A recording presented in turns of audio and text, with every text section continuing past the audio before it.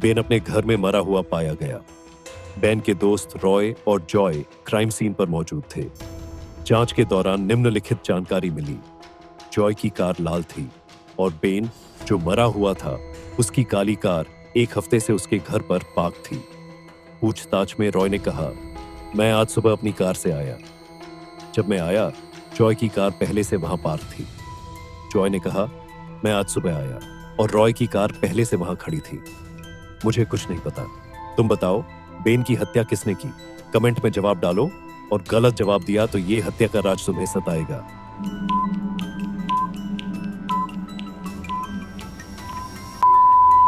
रॉय ने बेन की हत्या की। रॉय जॉय से पहले आया, क्योंकि अगर वह बाद में आता तो उसकी कार बीच में नहीं होती, क्योंकि दरवाजे नहीं खुल पाते। संदीप अपनी स्टडी रूम में एग्जाम पेपर्स चेक कर रहा था। अगले दिन संदीप की नौकरानी ने उसे मरा हुआ पाया। उसे सिर पर जोर से मारा गया था। कमरा भी बिखरा हुआ था। ऐसा लगता था कि हत्यारे ने कुछ ढूंढने की कोशिश की।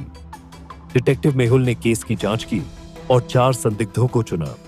नौकरानी कियारा, माली सैम, पड़ोसी बिल, दोस्त लियाम।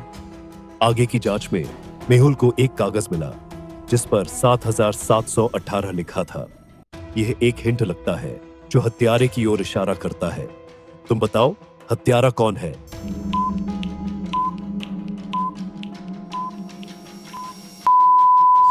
अगर तुम कागज पर लिखे नंबरों को शीशे में देखोगे तो तुम्हें बिल लिखा दिखेगा। संदीप ने मरने से पहले हत्यारे का नाम लिखा। बिल हत्यारा है। रॉब, एक बहुत मशहूर गिटारिस्ट, पिछली रात मारा गया। वह बहुत रूखा था और अपने फैंस से कभी नहीं मिलता था। डिटेक्टिव मेहुल ने केस की जांच की और उसके 3 फैंस को संदिग्ध माना। पहला फैन, रॉब, किसी फैन से नहीं मिलता था। उसका बॉडीगार्ड मुझे ये ऑटोग्राफ दिया। दूसरा फैन, मुझे भी रॉब के बॉडीगार्ड ने ऑटोग्राफ दिया। तीसरा फैन, मेरे लिए भी यही सर, रॉब के बॉडीगार्ड ने मुझे ये ऑटोग्राफ दिया। इन 3 फैंस को सुनकर तुम बताओ, हत्यारा कौन है? कमेंट में जवाब डालो और गलत जवाब दिया तो ये हत्या का डर तुम्हें जकड़ लेगा।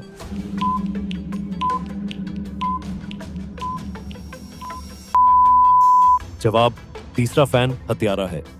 पहले 2 ऑटोग्राफ नीले पेन से हैं और तीसरा लाल पेन से। तीसरे फैन के पास लाल पेन था। उसने रॉब से ऑटोग्राफ लिया और उसे मार दिया। एक कुत्ता बाड़ के ऊपर से कूदकर छोटी एन को काट गया।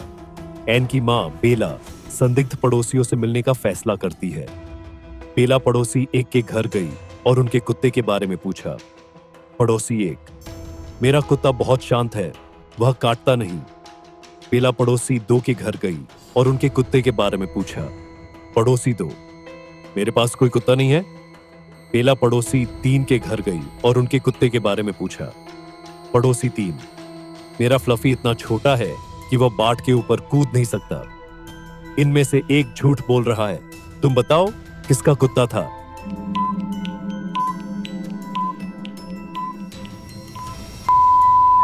पड़ोसी 3 झूठ बोल रही है। उसके पास फ्लफी से कहीं बड़ा एक और कुत्ता होगा। शहर के बाहर एक बहुत पुरानी फैक्ट्री थी। फैक्ट्री कुछ दिनों के लिए बाहर चल रहे काम की वजह से बंद थी। एक दिन फैक्ट्री का मालिक और उसका अकाउंटेंट कुछ पैसे लेने फैक्ट्री आए। कुछ गुंडे फैक्ट्री में घुसे और सारे पैसे लेकर भाग गए। मालिक ने तुरंत डिटेक्टिव मेहुल को बुलाया और उसे पूरी कहानी बताई। तुम कमरे के आसपास देखकर बताओ, चोरी असली थी या नकली? कमेंट में जवाब डालो और गलत जवाब दिया तो ये चोरी का राज तुम्हें भटकाएगा।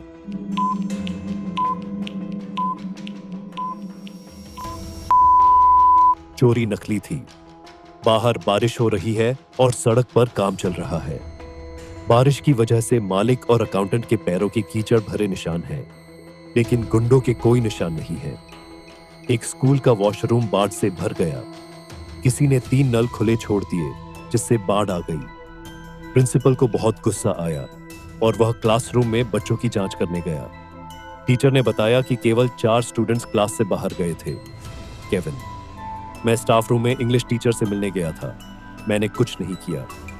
सैम, मैं वॉशरूम गया और सारे नल ध्यान से बंद किए। शायद रायन ने किया। रायन, जब मैं वॉशरूम गया, एक नल लीक कर रहा था तो मैंने उसे बंद किया। मैंने बाकी 2 नल भी चेक किए। शायद टैम ने किया।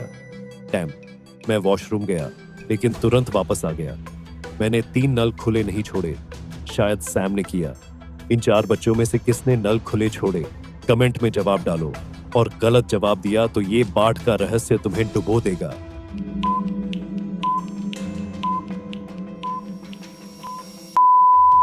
टैम ने नल खुले छोड़े। टैम को कैसे पता कि 3 नल खुले थे? उसने उन्हें खुला छोड़ा।